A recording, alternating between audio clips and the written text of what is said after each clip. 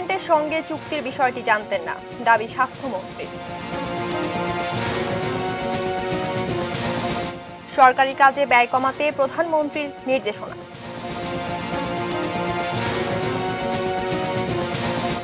করোনায় আরও ৩৩ জনের মৃত্যু।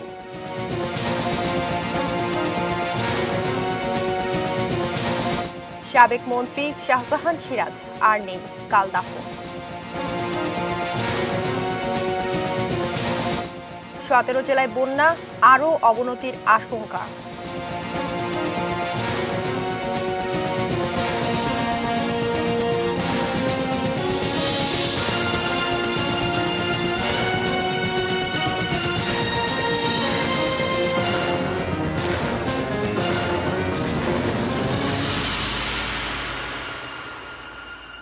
এটি নিউজ দেখছেন, নিউজ@8 এর সঙ্গে আছি আমি মেহসাবিন মুনিয়া। শিরোনামগুলো শুনছিলেন। VSL angle channel HB VSL Bikrampur steel limited. এবারে বিস্তারিত। রিজেন্ট হাসপাতালের সাথে বিতর্কিত চুক্তির বিষয়ে জানতেন না বলে দাবি করেছেন স্বাস্থ্যমন্ত্রী জাহিদ মালিক। স্বাস্থ্য অধিদপ্তরে ব্যাখ্যা পেলে ঊর্ধ্বতন কর্তৃপক্ষকে সে বিষয়টিও স্পষ্ট হবে বলে মন্তব্য করেছেন তিনি। বিস্তারিত আরিফ জামালের রিপোর্টে। র্যাবের অভিযানে বের হয়ে আসে করোনার ভুয়া রিপোর্ট সহ নানা অনিয়মই নয়, ৬ বছর ধরে লাইসেন্সই নবায়ন করেনি রিজেন্ট হাসপাতাল। অথচ করোনা চিকিৎসার জন্য ডেডিকেটেড হাসপাতাল হিসেবে রিজেন্টের সঙ্গে চুক্তির সময় উপস্থিত ছিলেন স্বাস্থ্যমন্ত্রী, সচিব, স্বাস্থ্যের মহাপরিচালক সবাই। তবে এখন যেন আর কেউ দায় নিতে চাচ্ছেন না। কিন্তু কেন? পুরো বিষয়টি নিয়ে মন্ত্রণালয়ের অবস্থান জানতে মঙ্গলবার স্বাস্থ্যমন্ত্রী জাহিদ মালিকের কাছে গেলে প্রথমে এড়িয়ে যাওয়ার চেষ্টা করেন, পরে অবশ্য কথা বলেন তিনি। স্বাস্থ্যমন্ত্রী দাবি করেন, রিজেন্টের সাথে চুক্তির ওই দিন অন্য একটি আন্তঃমন্ত্রণালয় সভায় যোগ দিতে স্বাস্থ্য অধিদপ্তরে গিয়েছিলেন তিনি সহ আরো সচিবরা। তো আমরা ওখানে ডিজির অনুরোধে যে আপনারা একটু থাকেন, স্বাক্ষর হবে। কি স্বাক্ষর হবে? রিজেন্টের সাথে স্বাক্ষর হবে লাঞ্চের পরে। তা আমরা সেইখানে ছিলাম, আমরাও খুশি ছিলাম যে একটা নতুন হাসপাতাল আসলো, করোনা চিকিৎসা দিবে। অথচ স্বাস্থ্য অধিদপ্তর বলছে মন্ত্রণালয়ের ঊর্ধ্বতন কর্তৃপক্ষের নির্দেশেই রিজেন্টের সঙ্গে ওই চুক্তি হয়েছিল। যে বক্তব্যের আবার ব্যাখ্যাও জানতে চেয়েছে মন্ত্রণালয়। যদিও এত কিছুর পরেও মন্ত্রীর দাবি অধিদপ্তরের সঙ্গে তাদের কোনো বিরোধ নেই। মন্ত্রণালয় নির্দেশনা দিলে তো ফাইলই থাকবে, ব্যাখ্যা দিলেই তো পাবেন। এবং সেটা তো সচিব চেয়েছে, কি যেন বলে, ব্যাখ্যা চেয়েছে। আমরা উই ওয়েট ফর দি সেই ওনার ব্যাখ্যাটা আমরা অপেক্ষা করে দেখি কি ব্যাখ্যা দেয়। অধিদপ্তরের কাজে মন্ত্রণালয় হস্তক্ষেপ করে না, মন্ত্রীর দাবি যেন অনেকটা তাই। স্বাস্থ্য অধিদপ্তর দায়িত্ব হলো সবকিছু দেখে চুক্তিটা করা, কারণ লাইসেন্স নবায়ন করা এবং লাইসেন্স দেওয়ার দায়িত্ব স্বাস্থ্য অধিদপ্তরের, এটাই তাদের ইখতিয়ার। তারাও পরিদর্শন করবে। লাইসেন্স ইস্যু করার ক্ষমতা স্বাস্থ্য অধিদপ্তরের, নবায়ন করার ক্ষমতা স্বাস্থ্য, এটা মন্ত্রণালয়ে আসার দরকার হয় না। এদিকে সারা দেশের হাসপাতাল ও ডায়াগনস্টিক সেন্টার মনিটরিং করতে টাস্ক ফোর্স গঠন করা হচ্ছে বলে জানান স্বাস্থ্যমন্ত্রী। এই অভিযান চালানোর জন্য আমরা ডাইরেকশন দিয়েছি এবং ন্যাশনাল একটা টাস্ক ফোর্স আমি তৈরি করে দিচ্ছি। Arif Jamal, ATN news, Dhaka. করোনাকালে নীতি নির্ধারণে সিদ্ধান্ত নেয়ার ক্ষেত্রে আমলাদের অংশগ্রহণই বেশি। এক্ষেত্রে কখনো সমন্বয়হীনতা, কখনো বা সিদ্ধান্ত দ্রুত বদল হতে দেখা গেছে। তবে কমে গেছে রাজনীতিবিদদের অংশগ্রহণ। রিজেন্ট হাসপাতালকে অনুমোদন দেওয়ার ঘটনায় মুখোমুখি অবস্থানে স্বাস্থ্য মন্ত্রণালয় এবং স্বাস্থ্য অধিদপ্তর। একে আজাদের রিপোর্ট। দেশে ৮ মার্চ করোনা রোগী শনাক্তের পর ধীরে ধীরে সংক্রমণ বাড়তে থাকে। কঠিন এই পরিস্থিতিতে ২ সপ্তাহের মাথায় ১০ দিনের ছুটির ঘোষণা আসে। যান চলাচল ও জীবনযাত্রায় বেশ কিছু সীমাবদ্ধতার সিদ্ধান্ত জানালেও ছুটি এবং লকডাউনের বিভ্রান্তি থেকেই যায়। Lockdown is not a scientific word. সাধারণকে এই জন্য বিশেষভাবে অনুরোধ জানানো হচ্ছে, তারা যেন এ সময়ে জরুরি প্রয়োজন ব্যতীত কোনোভাবেই বাড়ির বাইরে না আসে। ছুটির মধ্যেই সংক্রমণের ঝুঁকির মুখে গার্মেন্টস খোলা কিংবা ছুটির মেয়াদ বাড়ানো সহ বিভিন্ন সিদ্ধান্ত আসার আগে জানতেই পারেননি স্বাস্থ্যমন্ত্রী, যিনি আবার করোনা মোকাবেলায় গঠিত জাতীয় কমিটির প্রধান। ন্যাশনাল কমিটিতে যে সমস্ত সিদ্ধান্তগুলো হচ্ছে, সেই সিদ্ধান্তগুলো আমাদের নলেজে নাই। শুধু তাদের মধ্যেই, অন্যান্য মন্ত্রণালয় এবং স্বাস্থ্য মন্ত্রণালয়ের মধ্যেও সমন্বয়হীনতা নয়, পেশাজীবীদের সাথে স্বাস্থ্য অধিদপ্তর এবং মন্ত্রণালয়ের সমন্বয়হীনতা। মার্চের শেষের দিকে স্বাস্থ্য অধিদপ্তরের ডিজি জানান, গরম আবহাওয়া ও আর্দ্রতার কারণে দেশে করোনা সংক্রমণ খুব বেশি হবে না। অথচ এরপরই করোনার বিস্তার ও মৃত্যু বেড়ে যায়। এ প্রেক্ষাপটে আগের বক্তব্য থেকে সরে আসেন স্বাস্থ্যের ডিজি। 18 জুন তিনি বলেন, করোনা পরিস্থিতি কয়েক বছর থাকতে পারে।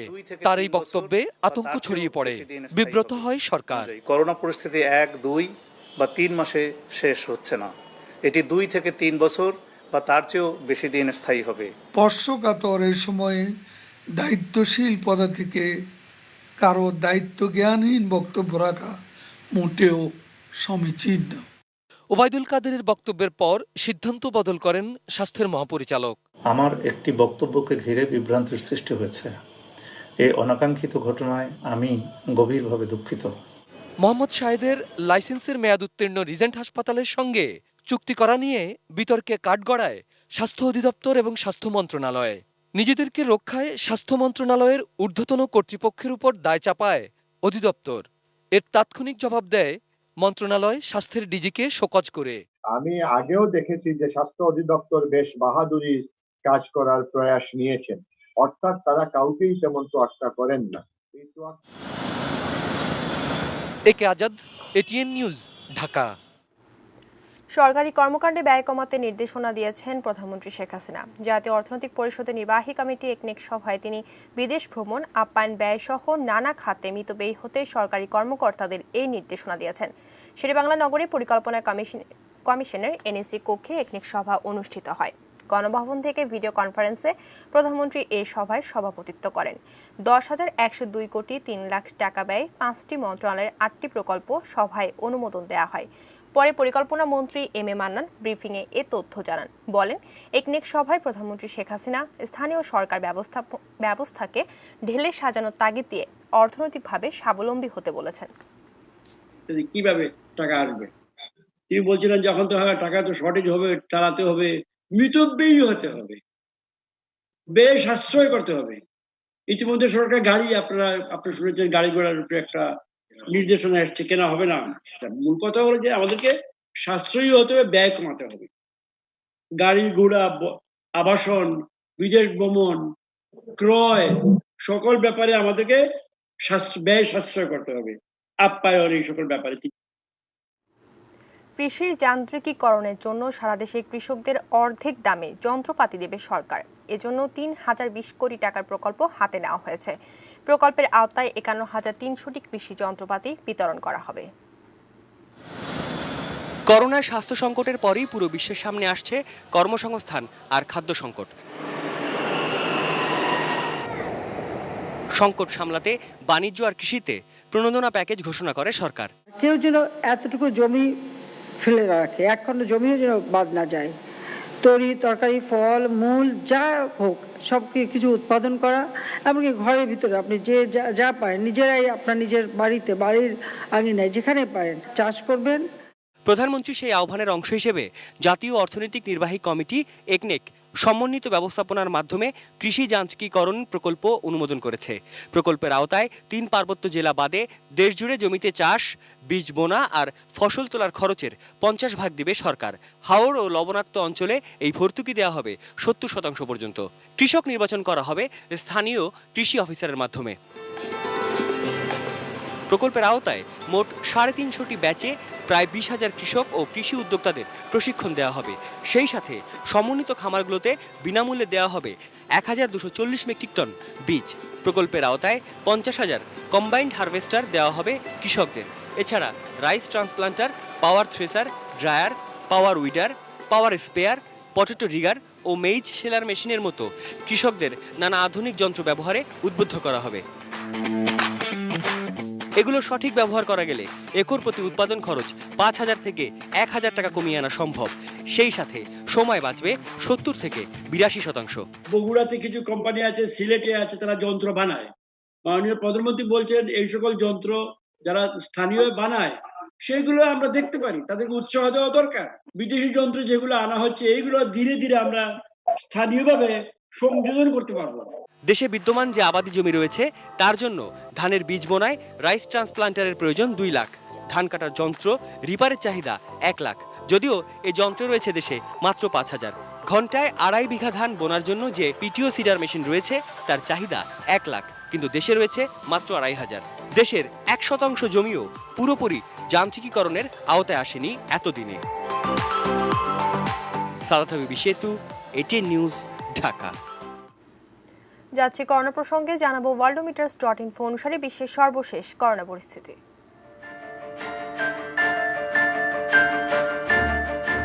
সারা বিশ্বে আক্রান্ত 1,32,73,593 জন, সুস্থ হয়েছেন 77,46,773 জন এবং মৃত্যু হয়েছে 5,76,496 জনের।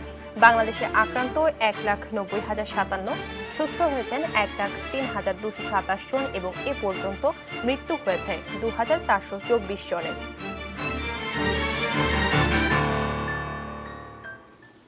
করোনা আক্রান্ত হয়ে দেশে আরও 33 জনের মৃত্যু হয়েছে। নতুন শনাক্ত 3,163 জন। এ সময় সুস্থ হয়েছেন 4,910 জন। মোট সুস্থের সংখ্যা লাখ ছাড়িয়েছে। মঙ্গলবার দুপুরে স্বাস্থ্য অধিদপ্তরের নিয়মিত ব্রিফিংয়ে এ তথ্য জানানো হয়। 24 ঘন্টা যা নমুনা পরীক্ষা হয়েছে তাতে শনাক্ত হয়েছে 3,163 জন। এ পর্যন্ত শনাক্ত 1,90,057 জন। 24 ঘন্টা শনাক্তের হার 23.51% এবং এ পর্যন্ত শনাক্তের হার 19.67%। 24 ঘন্টায় সুস্থ হয়েছেন 4,910 জন এবং এ পর্যন্ত সুস্থ 1,03,227 জন। শনাক্ত বিবেচনায় সুস্থতার হার 54.31%। 24 ঘন্টায় মৃত্যুবরণ করেছেন 33 জন। এ পর্যন্ত 2,424 জন মৃত্যুবরণ করেছেন। শনাক্ত বিবেচনায় মৃত্যুর হার 1.28%। 24 ঘন্টায় যারা মৃত্যুবরণ করেছেন তাদের মধ্যে 23 জন পুরুষ, 10 জন নারী। জানাবো একটি শোক সংবাদ। স্বাধীনতা সংগ্রাম ও মুক্তিযুদ্ধের অন্যতম সংগঠক সাবেক মন্ত্রী শাহজাহান সিরাজ আর নেই। ইন্না লিল্লাহি ওয়া ইন্না ইলাইহি রাজিউন। তার মৃত্যুতে শোক জানিয়েছেন রাষ্ট্রপতি আব্দুল হামিদ। মঙ্গলবার বিকাল 3:30টায় চিকিৎসাধীন অবস্থায় রাজধানীর এভার কেয়ার হাসপাতালে শেষ নিঃশ্বাস ত্যাগ করেন 77 বছর বয়সী এই রাজনীতিবিদ। 1943 সালের 1 মার্চ টাঙ্গাইলের কালীহাতিতে জন্ম শাহজাহান সিরাজের। রাজনৈতিক জীবনে কারিশমার পরিচয় দিয়ে একসময় পরিণত হন 4 খলিফার অন্যতম একজন হিসেবে। 1971 সালের 1 মার্চ সিরাজুল আলম খান, শেখ ফজলুল হক মনি, আব্দুর রাজ্জাক, তোফায়েল আহমেদ, আব্দুল কুদ্দুস মাখন, নূরে আলম সিদ্দিকী, আসম আব্দুর রব সহ ছাত্র নেতাদের পাশাপাশি স্বাধীন বাংলা ছাত্র সংগ্রাম পরিষদ গঠনে অগ্রণী ভূমিকা রাখেন শাহজাহান সিরাজ। তার পরিবারের পক্ষ থেকে জানানো হয়েছে, বুধবার বাদ জোহর টাঙ্গাইলের কালীহাতিতে প্রথম জানাজা ও বাদ এশা ঢাকায় গুলশান সোসাইটি জামে মসজিদে দ্বিতীয় জানাজা শেষে বনানী কবরস্থানে তাকে দাফন করা হবে। থেকে দূরে আছেন এবং দূরে ছিলেন। পরবর্তীতে প্রায় 8 বছর থেকে তিনি অসুস্থ ছিলেন। এ সময়ে তার পূর্বতন রাজনৈতিক সহকর্মীদের অনেকে তার সাথে যোগাযোগ রাখতেন। স্বয়ং প্রধানমন্ত্রীও তার শারীরিক অসুস্থতা সম্বন্ধে জানেন এবং সবসময় খোঁজ খবর নিয়েছেন। টাঙ্গাইলের কালীহাতিতে শাহজাহান সিরাজ কলেজ মাঠ প্রাঙ্গণে তার প্রথম নামাজে জানাজা অনুষ্ঠিত হবে। পরবর্তীতে বাদ ইশা ঢাকার গুলশান সোসাইটি জামে মসজিদে তার আরেকটি নামাজি জানাজা অনুষ্ঠিত হবে এবং বনানী কবরস্থানে তাকে দাফন করা হবে। জানাবো বন্যা পরিস্থিতির খবর। দেশের 17 জেলা বন্যার কবলে, পরিস্থিতির আরও অবনতির আশঙ্কা। আক্রান্ত হতে পারে 23 জেলা। তীব্র বন্যা দেখা দিয়েছে কুড়িগ্রাম জেলা এবং নাটোরের সিংড়া অঞ্চলে।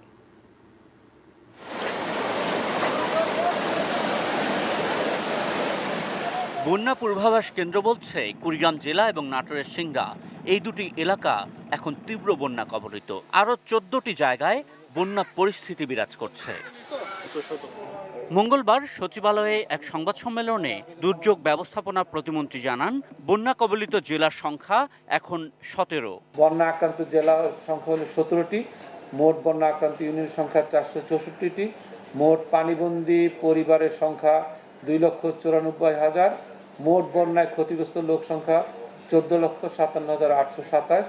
ধরলা, ব্রহ্মপুত্র, তিস্তার পানি বেড়ে কুড়িগ্রামের 9 উপজেলার কয়েক লাখ মানুষ বন্যার কবলে পড়েছে। ধরলার পানি বিপদসীমার 26 সেন্টিমিটার উপর দিয়ে প্রবাহিত হচ্ছে।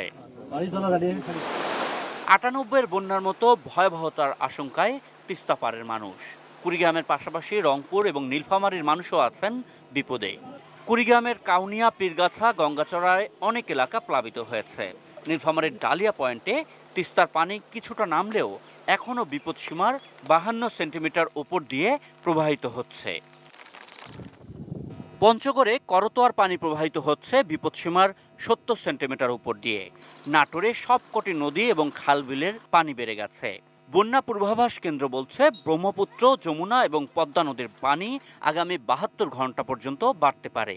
24 ঘন্টায় আরিচা পয়েন্টে যমুনা নদীর পানি বিপদসীমার উপরে চলে যাবে।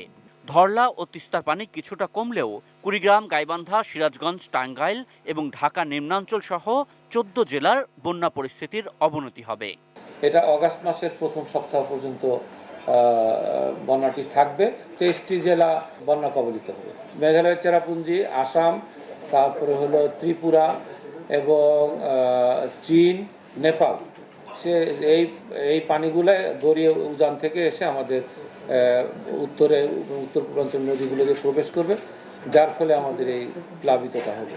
কিছুটা উন্নতি দেখা দেবে রংপুর, লালমনিরহাট, নেত্রকোনা, সুনামগঞ্জ ও সিলেটে। এর মধ্যে বৃষ্টি কমে যাওয়ায় সিলেট অঞ্চলের পাহাড়ি নদীগুলো সহ সুরমা নদীতে পানি কিছুটা নেমেছে, তবে হাওর অঞ্চলের পানি বেড়ে গেছে। ফেনীর পরশুরামে 2টি স্থানে বাঁধ ভেঙে 13টি গ্রাম প্লাবিত হলেও জেলার সার্বিক বন্যা পরিস্থিতির কিছুটা উন্নতি হয়েছে। Ashikur Rahman, Apu, ATN news. News at 8 সময় হলো 22টি বিরতি নিয়ে, আর বিরতির পর যা থাকছে।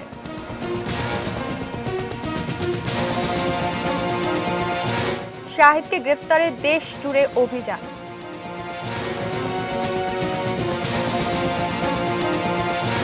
ক্যাসিনোর এনুর উপনের বিরুদ্ধে আগামী সপ্তাহে চার্জশিট।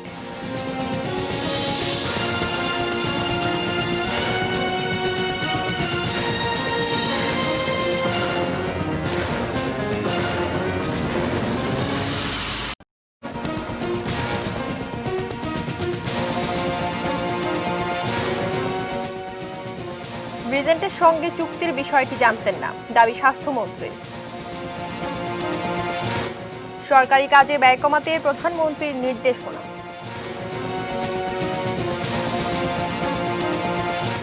করোনায় আরও 33 জনের মৃত্যু।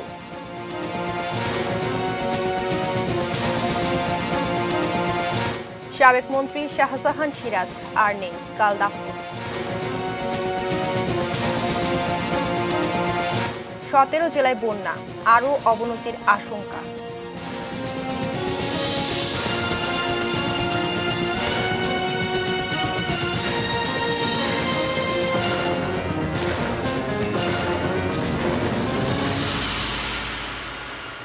বিরতির পর আবারও আমন্ত্রণ জানাচ্ছি নিউজ এট 8-এ। ধন্যবাদ সঙ্গে থাকার জন্য, এবং আপনারা শিরোনামগুলো শুনছিলেন। যাচ্ছে অন্যান্য খবরে।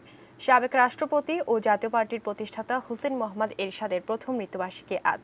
করোনার কারণে দিবসটি সীমিত আয়োজনে পালন করা হচ্ছে। সকালে জাতীয় পার্টির চেয়ারম্যান জিএম কাদের, মহাসচিব মশিউর রহমান রাঙ্গা সহ দলের নেতাকর্মীরা রংপুরের পল্লী নিবাসে তার সমাধিতে শ্রদ্ধা নিবেদন করেন। রংপুর জেলা জাতীয় পার্টির সপ্তাহব্যাপী মিলাদ ও দোয়া মাহফিলের কর্মসূচি নিয়েছে। গত বছর 14 জুলাই ঢাকা সেনানিবাসে সম্মিলিত সামরিক হাসপাতালে শেষ নিঃশ্বাস ত্যাগ করেন তিনি। 1982-তে তৎকালীন রাষ্ট্রপতি বিচারপতি আব্দুস সাত্তারকে সরিয়ে ক্ষমতায় আসেন জেনারেল এরশাদ। 86 সালে প্রতিষ্ঠা করেন জাতীয় পার্টি। পরে 1990 সালে ব্যাপক গণবিক্ষোভের মুখে পদত্যাগ করতে বাধ্য হন তিনি। মামলার এক সপ্তাহ পর রিজেন্টের চেয়ারম্যান মোহাম্মদ শাহেদকে গ্রেফতার করতে দেশ জুড়ে অভিযান চালানো হচ্ছে, জানিয়েছে র্যাব। যদিও এখন পর্যন্ত তার কোনো সন্ধান পাওয়া যায়নি বলে দাবি করেছেন র্যাবের আইন ও গণমাধ্যম শাখার পরিচালক লেফটেন্যান্ট কর্নেল আশিক বিল্লাহ। শাহেদ যাতে দেশ ছেড়ে পালাতে না পারে সেজন্য সীমান্তে কঠোর নজরদারি করা হচ্ছে বলেও জানান তিনি। করোনা পরীক্ষা নিয়ে জালিয়াতি করা এই প্রতারক এক সপ্তাহেও গ্রেফতার না হওয়ায় জনমনে নানা প্রশ্ন দেখা দিয়েছে। ঢাকা শহরের পাশাপাশি দেশের সকল জায়গাতে, সকল প্রত্যন্ত অঞ্চলে র্যাব তার অভিযান পরিচালনা করছে। শুধুমাত্র গোয়েন্দা নজরদারি বা আনুষ্ঠানিক অভিযানই নয়, পাশাপাশি গোয়েন্দা নজরদারিতেও আমরা এটা বৃদ্ধি করেছি।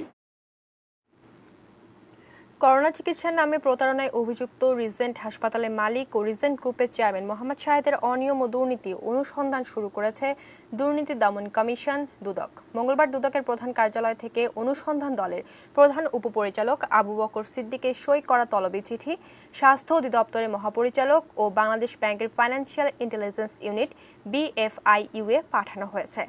স্বাস্থ্য অধিদপ্তরে পাঠানো চিঠিতে রিজেন্ট হাসপাতালের উত্তরা ও মিরপুর শাখা লাইসেন্স ও নবায়ন সংক্রান্ত নথিও চাওয়া হয়েছে। কোভিড-19 নমুনা পরীক্ষা চুক্তিপত্র, পরীক্ষা রিপোর্ট প্রদান ও বিভিন্ন বিল পরিশোধের সত্যায়িত কপি তলব করেছে দুদক। অন্যদিকে বাংলাদেশ ব্যাংকের BFIU এর প্রধান আবু হেনা মোহাম্মদ রাজি হাসানের কাছে পাঠানো চিঠিতে রিজেন্ট হাসপাতাল ও গ্রুপের নামে বেনামে থাকা বিভিন্ন ব্যাংক হিসাবের বিবরণ চেয়েছে দুদক।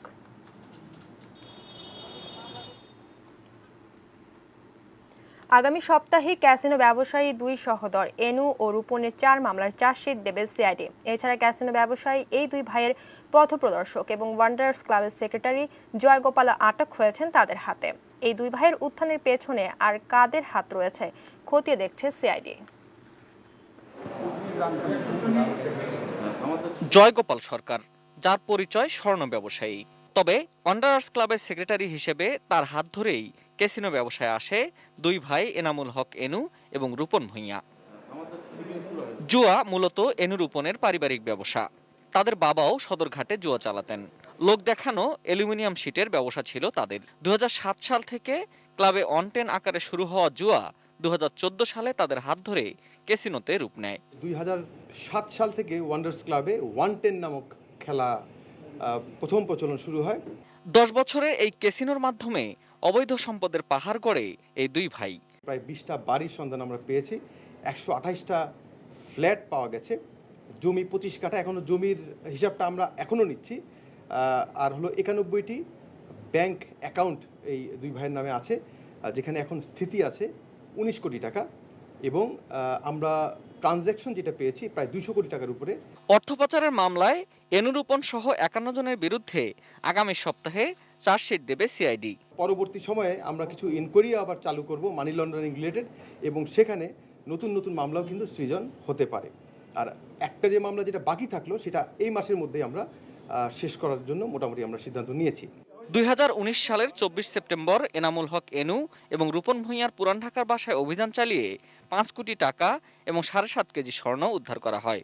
এবছরের 25 ফেব্রুয়ারি তাদের লালমোহন শাহ স্ট্রিটের বাসা থেকে 26,55,600,000 টাকা জব্দ করে র্যাব। সে সময় আরও 5,15,00,000 টাকার FDR এর কাগজ এবং 1 কেজি স্বর্ণ জব্দ করা হয়। এর আগে চলতি বছরের 13 জানুয়ারি কেরানীগঞ্জের একটি ভবন থেকে এক সহযোগী সহ আটক হন এনু ও রূপন।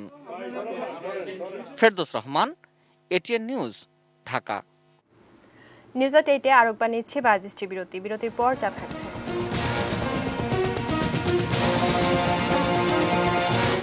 শিগগিরই মহামারী পরিস্থিতি স্বাভাবিকের সম্ভাবনা নেই, WHO সতর্কতা।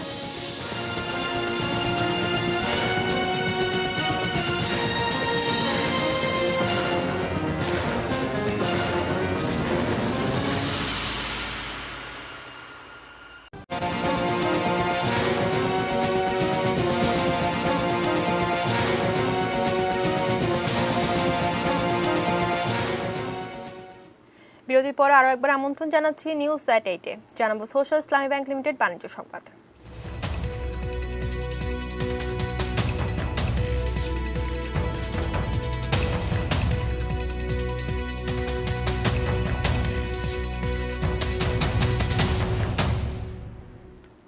পাঁচশো মেগাওয়াট ক্ষমতা সম্পন্ন নবায়নযোগ্য জ্বালানি ভিত্তিক বিদ্যুৎ কেন্দ্র বাস্তবায়নে বাংলাদেশ চায়না পাওয়ার কোম্পানি প্রাইভেট লিমিটেড নামে একটি জয়েন্ট ভেঞ্চার কোম্পানি গঠন করা হয়েছে। নর্থ ওয়েস্ট পাওয়ার জেনারেশন কোম্পানি লিমিটেড NWPGCL এবং China national machinery import and export corporation CMC এর মধ্যে এই জয়েন্ট ভেঞ্চার এগ্রিমেন্ট মঙ্গলবার LWPGCL সভাকক্ষে সই হয়। ভিডিও কনফারেন্সে প্রধান অতিথি হিসেবে যোগ দেন বিদ্যুৎ, জ্বালানি ও খনিজ সম্পদ প্রতিমন্ত্রী নসরুল হামিদ। প্রধানমন্ত্রীর মুখ্য সচিব ডক্টর আহমেদ কায়কাউস এবং বাংলাদেশে নিযুক্ত চীনের রাষ্ট্রদূত লি জিমিং অনুষ্ঠানে উপস্থিত ছিলেন।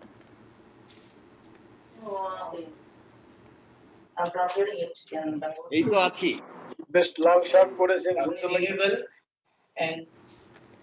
মেটাল প্রেজেন্স কিছু সংবাদ সুজলা সুফলা।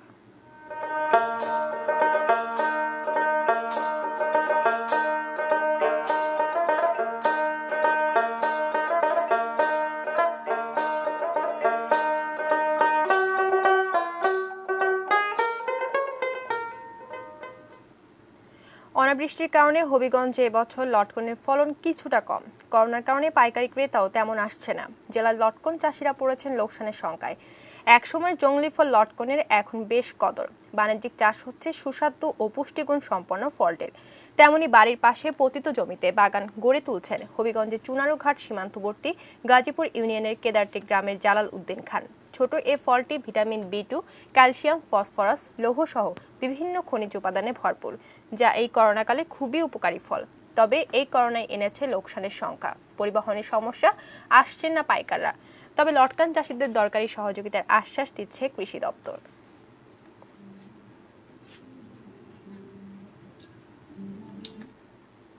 সৈকতের প্রতিবেশ সংকটাপূর্ণ এলাকায় ভেসে আসছে অসংখ্য বর্জ্য, ভেসে আসছে মাছ ধরার জালও, তাতে জড়িয়ে মারা পড়েছে কাছিম ও ডলফিন।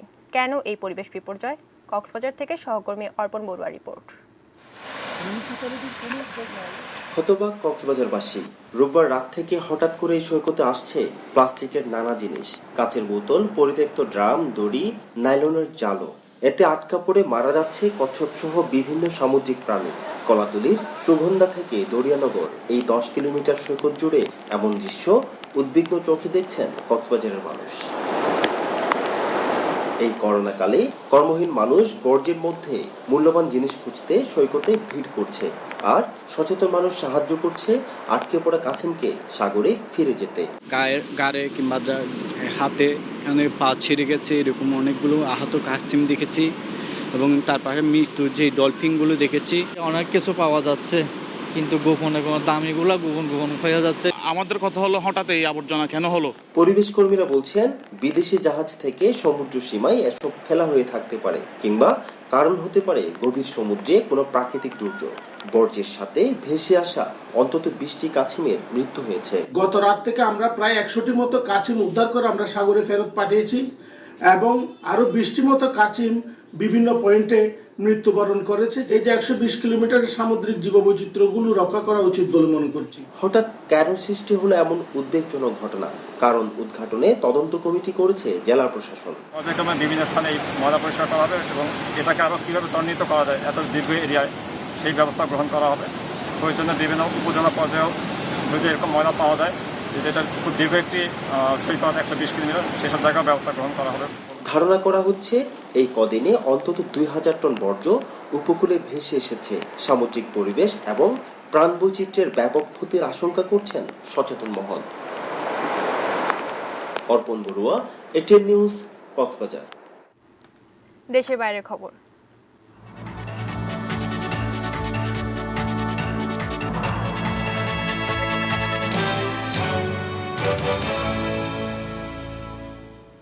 কোভিড-19 মহামারী মোকাবেলায় বেশিরভাগ দেশ ভুল পথে হাঁটছে বলে সতর্ক করেছে বিশ্ব স্বাস্থ্য সংস্থা। বিশ্বে করোনা ভাইরাসে আক্রান্তের সংখ্যা 1,32 লাখ ছাড়ানোর পর এই সতর্কবার্তা এলো। এতে বলা হয়, লোকজন যদি সামাজিক দূরত্ব বজায় রাখে, হাত ধোয়, মাস্ক ব্যবহার ও বাসায় থাকার নিয়ম না মানে, তাহলে মহামারী আরও খারাপের দিকে যাবে। বিশ্ব স্বাস্থ্য সংস্থার প্রধান টেড্রোস আধানম গেব্রিয়াসাস জানান, পরিস্থিতি স্বাভাবিক হবার দৃশ্যত কোনো সম্ভাবনা দেখছেন না তিনি। করোনা এখন 1 নম্বর শত্রু হলেও অনেক দেশের সরকার ও জনগণের আচরণে তার প্রতিফলন নেই বলেও ক্ষোভ প্রকাশ করেছেন মহাসচিব। করোনা দমনে এখনই সরকারগুলো ব্যবস্থা না নিলে মহামারীর পরিস্থিতি আরও মারাত্মক হয়ে উঠবে বলেও সতর্ক করেছে বিশ্ব স্বাস্থ্য সংস্থা। Clemon sports news.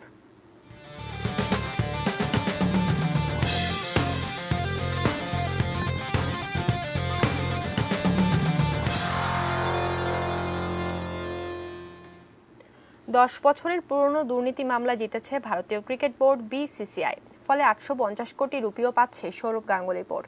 গত 2010 সালে ইন্ডিয়ান প্রিমিয়ার লিগের কমিশনার ছিলেন ললিত মোদি। সে সময় ভারত ছাড়া বিশ্বে IPL সম্প্রচার সত্ত্বের জন্য ওয়ার্ল্ড স্পোর্টস গ্রুপের সঙ্গে প্রায় 800 কোটি টাকা চুক্তি করেন মোদি। এই চুক্তির বিষয়টি IPL গভর্নিং কাউন্সিলকেও জানান তিনি। ফলে দুর্নীতির অভিযোগে IPL কমিশনের পদ থেকে সরিয়ে দেওয়া হয় তাকে। ওয়ার্ল্ড স্পোর্টস গ্রুপের কাছ থেকে IPL সম্প্রচারের স্বত্ব কেড়ে নেন তখনকার ভারতীয় বোর্ড সেক্রেটারি N শ্রীনিবাসন। বোর্ডের এই সিদ্ধান্তের বিরুদ্ধে মামলা করে ওয়ার্ল্ড স্পোর্টস গ্রুপ। প্রায় 10 বছর পর সেই মামলা নিষ্পত্তি করল ভারতের সুপ্রিম কোর্ট নিযুক্ত ট্রাইব্যুনাল। ফলে এসক্রো অ্যাকাউন্টে থাকা 800 কোটি রুপি 7 বছরের সুদসহ ব্যবহার করতে পারবে ভারতীয় বোর্ড।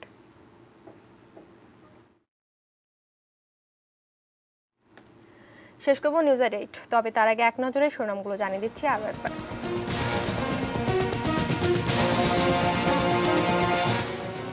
রিজেন্টের সঙ্গে চুক্তির বিষয়টি জানতেন না, দাবি স্বাস্থ্যমন্ত্রীর। সরকারি কাজে ব্যয় কমাতে প্রধানমন্ত্রীর নির্দেশনা।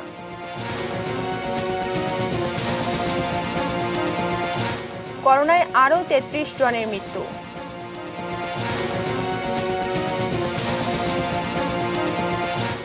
সাবেক মন্ত্রী শাহজাহান সিরাজ আর নেই, কাল দাফন। 17 জেলায় বন্যা, আরও অবনতির আশঙ্কা।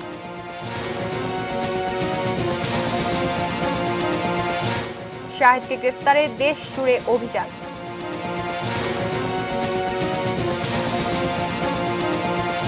ক্যাসিনোর এনু রূপনের বিরুদ্ধে আগামী সপ্তাহে চার্জশিট।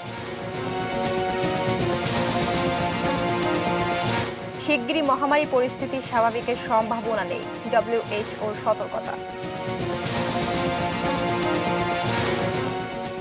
এই ছিল নিউজ এট 8, সঙ্গে থাকুন, দেখতে থাকুন ATN নিউজ। ATN নিউজের ব্রেকিং নিউজ মোবাইলে পেতে টাইপ করুন ST * এবং পাঠিয়ে দিন 5959 এই নম্বরে। ধন্যবাদ সবাইকে।